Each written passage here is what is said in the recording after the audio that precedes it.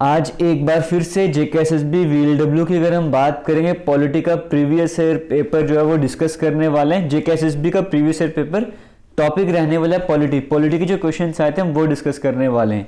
इस तरीके से इससे पहले हम जो क्वेश्चंस डिस्कस कर चुके हैं, जैसे अगर हम बात करें यहाँ पे रीजनिंग का पेपर हम डिस्कस कर चुके हैं। रीजनिंग के बाद हमने हिस्ट्री का डिस्कस किया था, जम्मू कश्मीर बेस्ड जो क्वेश्चन थे वो डिस्कस किए थे, हमने साइंस का पेपर वहाँ पे डिस्कस किया था। उसी तरीके से आज पॉलिटी का कवर करने जा रहे हैं और हम एक काम करने जा रहे हैं। आज प्लेलिस्ट बनाई गई है, अपनी फ्रेश प्लेलिस्ट है, जेकेएसएसबी वीएलडब्ल्यू जीके के नाम से वो प्लेलिस्ट बनाई गई है। वहाँ पे जाके देखोगे अगर तो जितने भी पेपर आपको करवा दिए हैं वीएलडब्ल्यू वाले, वो सारे पेपर तो आपको टॉप में देखने को मिलेंगे ही मिलेंगे। उसी प्लेलिस्ट में और भी वीडियोस ऐड होती जाएंगी। जैसे प्रेजेंट में हमने आपको सेंट्रली स्पॉन्सर्ड स्कीम्स करवा रहे हैं जो कि ऑलरेडी आपके सिलेबस में मेंशन है, जिसमें दो स्कीम्स अभी तक हम इन दिनों में आपको कवर करवाई गई है, महात्मा गांधी एमजी नरेगा वाली और दूसरी प्रधानमंत्री आवास योजना वाली। ये दो इंपॉर्टेंट स्कीम्स आपको कवर करवा चुके हैं। ये वाली वीडियोस भी वहाँ पर ऐड होती जाएंगी और भी जीके का जो प्रेशर होगा वो उस प्लेलिस्ट में ऐड होता जाएगा, तो वहाँ पे जाके वीडियोस देख सकते हो। तो स्टार्ट करेंगे वन बाय वन, आज की क्वेश्चन डिस्कस करना स्टार्ट करते हैं और 1 मिनट का टाइम और लेना चाहूँगा। जिन स्टूडेंट्स ने वीएलडब्ल्यू का टेस्ट सीरीज ज्वाइन कर लिया हुआ है तो वो जाके डायरेक्ट पहले इस टेस्ट को एप्लीकेशन में जाके अटेम्प्ट करें। आप वहाँ पे जाके चेक करें फिर कितने मार्क्स आ रहे हैं, तो वहाँ पे हालांकि आपको आंसर भी मिल जाएंगे। और जिन्होंने अभी तक वीएलडब्ल्यू के टेस्ट सीरीज को ज्वाइन नहीं करा है, वो डिस्क्रिप्शन बॉक्स में कमेंट सेक्शन में लिंक मिलेगा, 99 रुपीज़ प्राइस रखा गया, वहाँ पे जाके वीएलडब्ल्यू टेस्ट सीरीज को ज्वाइन कर सकते हो। अभी फिलहाल वहाँ पे सब्जेक्टिव टेस्ट आपको देखने को मिलेंगे, एक मॉक टेस्ट है। आने वाले टाइम पे और भी सब्जेक्टिव टेस्ट और भी मॉक टेस्ट वहाँ पे अपलोड होते रहेंगे। तो फर्स्ट क्वेश्चन आपके सामने स्क्रीन में चल रहा है। यहाँ पर कहा गया which one of the following rights allows an Indian citizen to reside और settle in any part of India.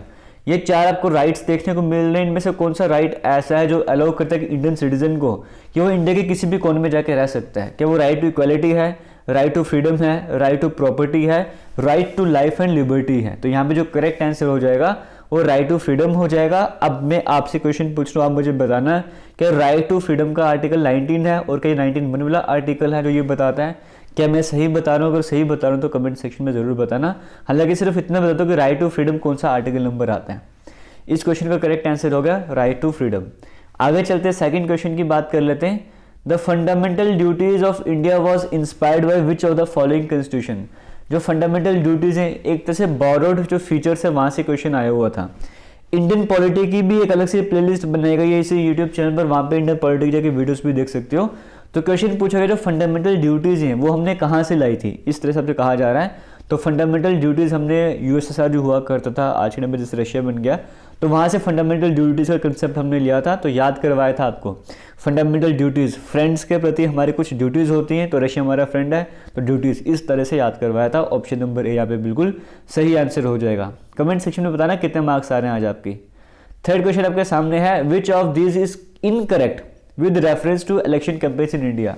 Election campaigns होते हैं इंडिया में इलेक्शन के टाइम पर, इन 4 स्टेटमेंट दी गई है, कौन सी स्टेटमेंट इनकरेक्ट है, सही नहीं है, वो आपको बताना है। सही वाली नहीं, जो सही नहीं है, जो गलत स्टेटमेंट है वो आपको बतानी है। ऑप्शन नंबर देखो 4 ऑप्शन है, एक में कहा गया गवर्नमेंट जो रिसोर्सेज प्रोवाइड करती है इलेक्शन कैंपेन के लिए, दूसरे ऑप्शन में कहा गया कोई भी पार्टी फिर कैंडिडेट जो है वो रिश्वत देगा या फिर रिश्वत या फिर थ्रेट वगैरह नहीं करेगा, फिर तीसरे में कहा गया है कोई भी वर्शिप वाली प्लेस को नहीं यूज़ करा जाएगा इलेक्शन प्रोपेगेंडा के लिए, और जब इलेक्शंस अनाउंस कर दिए जाएंगे तो मिनिस्ट्री जो कोई भी काम वगैरह नहीं स्टार्ट नहीं करेंगे। ये भी फैक्ट है, ये भी फैक्ट है, ये भी फैक्ट है, लेकिन गवर्नमेंट रिसोर्सेज प्रोवाइड करेगी इलेक्शन कैंपेन के लिए ऐसा कुछ भी नहीं है। तो ऑप्शन नंबर ए यहाँ पे करेक्ट आंसर हो जाएगा। आगे चलते हैं, नेक्स्ट क्वेश्चन की बात कर लेते हैं। The electoral college that elects the president. अब प्रेसिडेंट का जो टॉपिक आपको पढ़ाया गया है इंडियन पॉलिटी में वो बड़े अच्छे तरीके से पढ़ाया गया है, वहाँ पर आपको कंसेप्ट भी समझाया था और भी कई सारी इंपॉर्टेंट डिटेल्स आपको बताई हैं। तो अगर आपने वो वीडियोस देखी तो आप आंसर जरूर बताओगे। जो इलेक्टोरल कॉलेज है जिसके थ्रू प्रेसिडेंट का इलेक्शन होते हैं, इसमें क्या क्या आता है? 4 ऑप्शन आपके सामने हैं।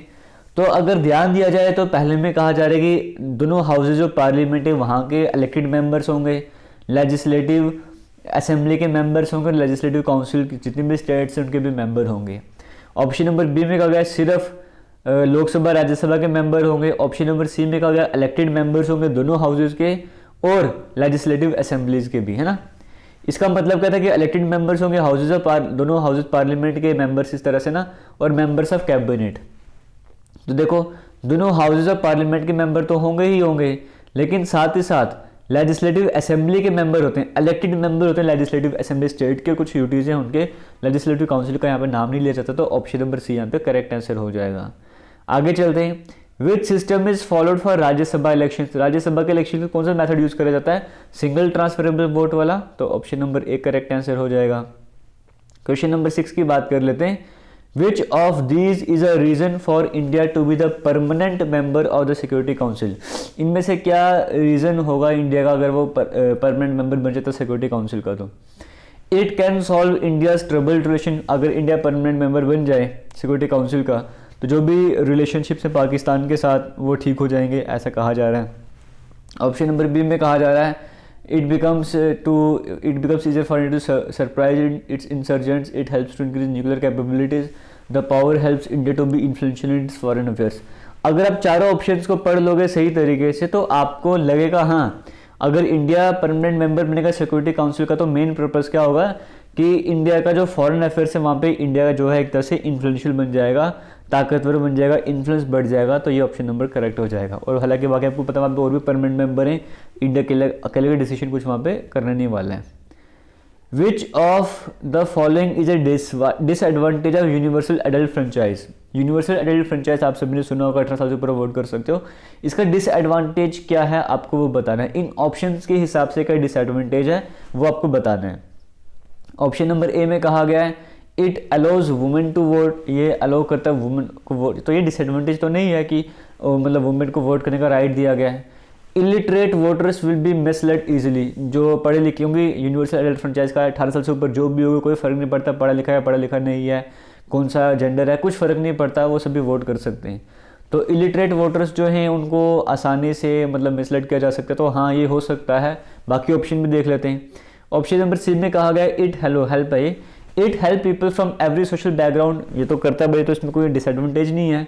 Economic status of the voter is not considered, हाँ तो ये भी डिसएडवांटेज नहीं कि भाई तुमसे पूछे तुम अमीर हो गरीब हो उस सबसे तो वोटिंग का राइट दिया जाएगा, तो ये भी बिल्कुल सही है, ये भी बिल्कुल सही है। ये डिसएडवांटेज हो सकता है कि जो इलिटरेट वोटर हैं उसका आसानी से मिसलीड किया जा सकता है। आगे बढ़ते हैं, नेक्स्ट क्वेश्चन की बात करते हैं। Who accord recognition, election symbols को रिकॉग्निशन कौन प्रोवाइड करता है, कौन रिकॉग्नाइज करता है इलेक्शन सिंबल्स को, ऑब्वियस बात है इलेक्शन कमीशन ऑफ इंडिया, तो option number B correct answer हो जाएगा। आगे चलते हैं, which one of the following is not in the list of languages recognised by the Indian constitution. अभी कल के परसों ही defence and SSC exam YouTube channel, जो हमारा दूसरा यूट्यूब चैनल है, वहाँ पर आपको कवर करवाया जा रहा है, ये चैप्टर आपको कवर करवाया, वहाँ पे कल्चर ऑफ इंडिया आपको पढ़ा ही रहे, तो वहाँ पे ये वाला टॉपिक भी आता है, तो वहाँ पे आपको याद करवाएं सभी 22 लैंग्वेजेस 8 शेड्यूल के अकॉर्डिंग। वहाँ पे इंग्लिश का नाम नहीं था, तो इंग्लिश हमारा करेक्ट आंसर हो जाएगा। और हालांकि जो ये वीडियो है इसका मैं काम करूँगा, लिंक भी आपको प्रोवाइड कर दूंगा कमेंट सेक्शन में, उस लिंक के साथ आगे जो कमेंट लिंक होंगे वो एक आपको मिलेगा JKSSB VLW टेस्ट सीरीज़ का, सिर्फ 99 रुपीज़ प्राइस रखा गया, आप वो जाके ज्वाइन कर सकते हो। और साथ ही साथ आपको लिंक मिलेंगे हमारे फेसबुक पेज, इंस्टाग्राम पेज का, दोनों JK लेटेस्ट इन्फो के नाम से है, वहाँ पर भी इन्फॉर्मेटिव वीडियोस, और आज से हमने वहाँ पर भी क्विज सेक्शन स्टार्ट कर दिया है, आप वहाँ पर भी जाके फॉलो कर सकते हो। विच one of the following directive principle of state policy reflects the Gandhian policy. Directive principle state policy DPSP की बात करेंगे, इनमें से कौन सा ऐसे जो गांधीन पॉलिसी को रिफ्लेक्ट करता है, चारों एक बार पढ़ लो। प्रमोट किया जाए international peace and security efforts, promotion of cottage industries in rural areas, option number C यहाँ पे करेक्ट आंसर हो जाएगा, समझाने की जरूरत नहीं है। कौन सा फंडामेंटल राइट वायलेट होगा जब एक 12 साल की लड़की फुल टाइम मेड की तरह काम करेगी, तो भाई 12 ईयर्स ऑफ एज लड़की है, काम कर रही है पूरे दिन, तो कौन सा फंडामेंटल राइट वायलेट होगा, ये क्वेश्चन आपके लिए होम टास्क है। इसका करेक्ट आंसर आपने मुझे बताना कमेंट सेक्शन में, 2 ऑप्शन में काट देता हूँ, अब आप मुझे बताओ इसका करेक्ट आंसर क्या हो जाएगा कमेंट सेक्शन में। आगे चलते हैं, which of the following is incorrect with respect to filling of nomination in India. Nomination file करने जाना है तो कौन सी स्टेटमेंट इनकरेक्ट आपको वो बताना है। Nomination can not be send by post, तो इनकरेक्ट नहीं है, तो आपको बताना है इनकरेक्ट कौन सी है। Affidavit can be file till 3 PM, ये भी मतलब ऐसा है कि हाँ, कौन सी इनकरेक्ट आपको वो बताना है। चलो मुझे बताओ कमेंट सेक्शन में कमेंट करके, इसका आंसर भी आपको छोड़ा है।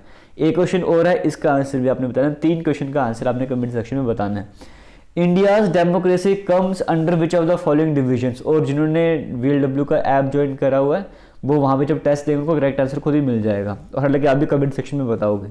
इंडिया की जो डेमोक्रेसी है वो कौन से डिवीजन के अंडर आती है? डायरेक्ट डेमोक्रेसी, मोनार्कियल है, पार्टिसिपेटरी है, लिबरल या फिर रिप्रेजेंटेटिव डेमोक्रेसी है।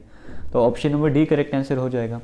तो फिलहाल ये थे कुछ क्वेश्चंस जो कि आपके एग्जाम में आ चुके हैं इंडियन पॉलिटी के, जो आपसे डिस्कस किए। आपको ऑलरेडी बता चुका हूँ, सभी वीडियोस को ऐड कीजिएगा जेके वाली प्लेलिस्ट में। बाकी किसी तरह का डाउट होगा आप कमेंट सेक्शन में कमेंट के पूछ सकते हो। तो थैंक यू, जय हिंद।